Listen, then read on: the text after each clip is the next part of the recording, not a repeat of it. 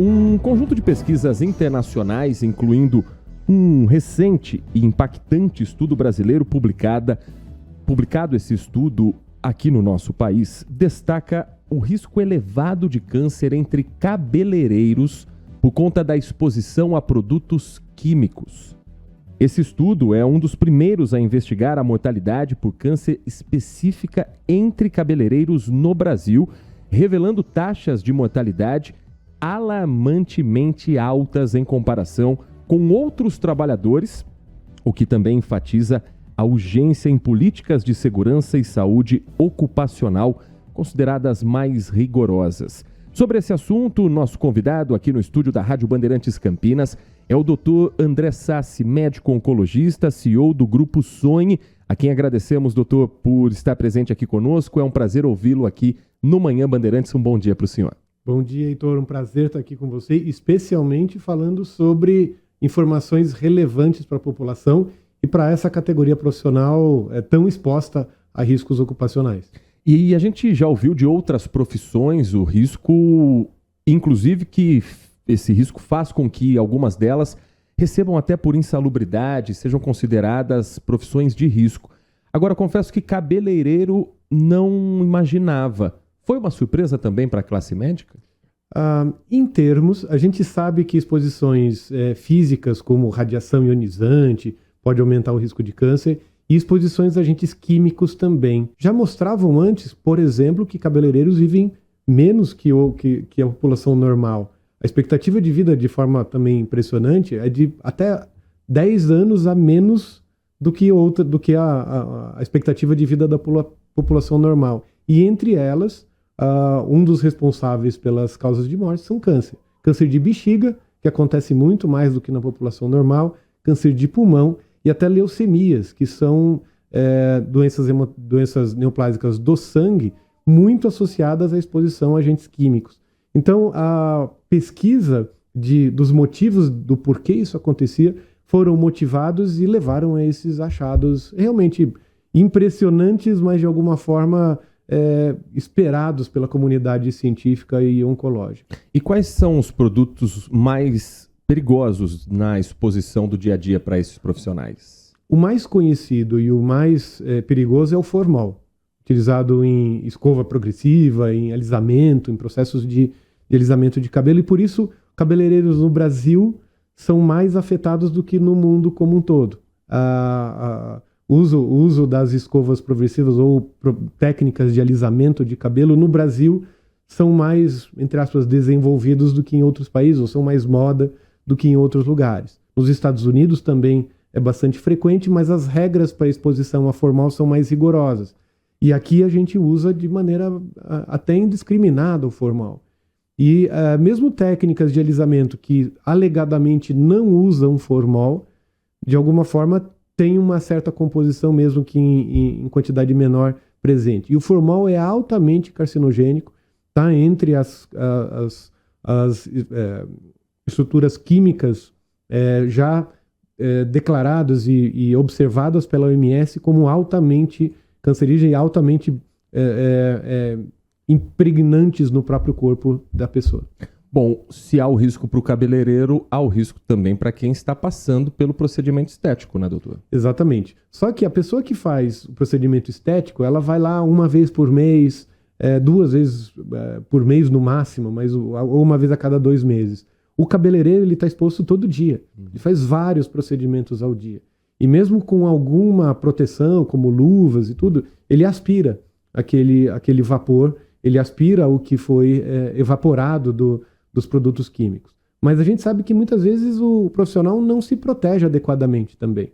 E além disso, além da exposição aos produtos químicos relacionados à sua profissão, a gente sabe que ainda tem alguns aspectos relacionados ao estilo de vida, que também é um pouco diferente, também é um pouco comprimido diante de tanto trabalho e também leva ao aumento de risco de câncer por esses motivos.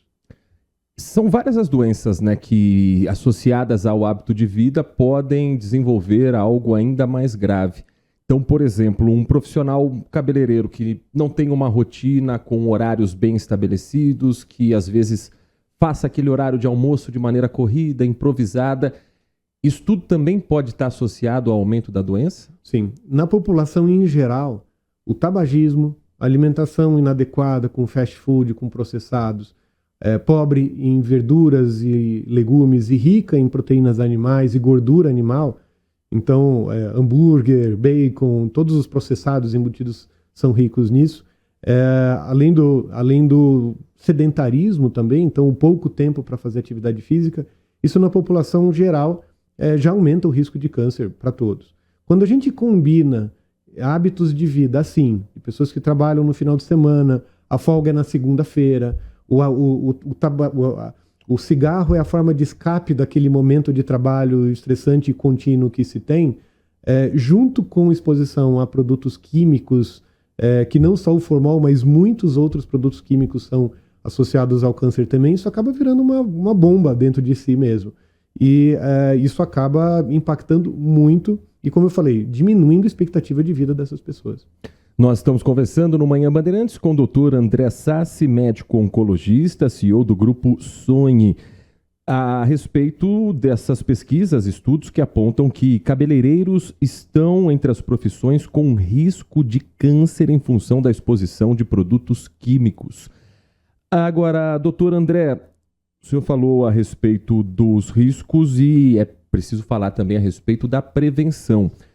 Diferente de outras profissões em que indústrias, empresas são responsáveis por aquele profissional, os cabeleireiros muitas vezes são profissionais autônomos, donos do próprio negócio. Isso de alguma forma também dificulta essa compreensão da urgência de tomar algumas medidas, porque se eu não fizer esse procedimento, meu concorrente faz. E quem está pagando o preço no fim sou eu mesmo. É preciso ter essa orientação de cuide do seu corpo para cuidar do seu negócio? E é por isso que a gente está aqui. A informação é fundamental para que as pessoas se cuidem, elas saibam por que precisam fazer aquilo. Realmente, cabeleireiros, em grande parte, são autônomos. Às vezes, medidas de prevenção e de precaução à exposição a carcinógenos, eles até são caros. Podem não ser individualmente, mas a utilização de luvas, de máscara, de alguma coisa que previna a aspiração e o contato com os produtos químicos, eles acabam encarecendo um pouco a rotina desses profissionais. Mas é fundamental que eles saibam como se prevenir, tenham consciência de que essa exposição deles mesmo, responsabilidade deles próprios, acaba aumentando o risco de câncer e são um problema de saúde grave no longo prazo. E a gente sempre estimula o autocuidado. A pessoa precisa ser responsável por si mesma, até para manter-se ativa no mercado de trabalho, manter-se saudável, continuar gerando a renda para si mesmo, em vez de ficar doente. E paralelo a isso, o senhor acredita que é possível ter algum avanço com leis que estabeleçam limites sobre o uso de produtos ou a proibição mesmo de determinados itens que coloquem em risco, e os estudos apontam a saúde desse trabalhador? Esse é o caminho. Então, a orientação das pessoas expostas é o mais importante, elas saberem por quê, mas o estabelecimento de leis que sejam razoáveis, que sejam de bom senso, mas que ao mesmo tempo protejam essas pessoas e que proíbam realmente agentes carcinogênicos no dia a dia. E muitas vezes a gente, quando olha leis que proíbem agentes químicos que estão associados ao câncer, a gente pensa na proteção do consumidor, de quem está fazendo os procedimentos. E muito poucas vezes a gente pensa em quem está exposto ali no seu local de trabalho. E por isso que essa lei tem que ser debatida, tem que ser explicado o motivo, mas, de fato, o poder público tem o seu papel muito importante. Para a gente finalizar, doutor, quem trabalha nessa profissão, quem está nesse momento acompanhando o Manhã Bandeirantes, está recebendo essa informação, mas deve estar se perguntando: o que eu posso fazer de prático já imediatamente para proteger a própria saúde, proteger também a saúde dos seus clientes num salão de beleza? Bom, o primeiro é sempre utilizar os produtos que estejam certificados e que se conheça dos riscos e benefícios, estejam bem estudados. Primeiro, tomar muito cuidado com inovações, com coisas, com produtos que chegam sem tantos estudos médicos feitos até a respeito da sua exposição a longo prazo. A gente tem vários exemplos de produtos que chegam alegadamente que fazem só bem, que não tem risco nenhum, mas a base científica ou a base médica a respeito de todos os procedimentos não é bem estudada. Então, o primeiro ponto é a informação e o profissional entender que aquele procedimento que ele está fazendo não é puramente estético. Ele é um procedimento de exposição de algum produto químico a alguma pessoa. Isso sempre tem algum risco. Então, mesmo a busca da informação, da base, do porquê, é fundamental. Acho que a atuação aí de Anvisa é importante, mas a consciência é muito importante. E o segundo ponto é hábitos de vida. Então, é se colocar, é entender que a sua vida é importante e se colocar também como prioridade. Então, alimentação correta, espaço para combater o estresse, fazer as suas pausas, fazer atividades físicas, não fumar, a bebida alcoólica com muita moderação.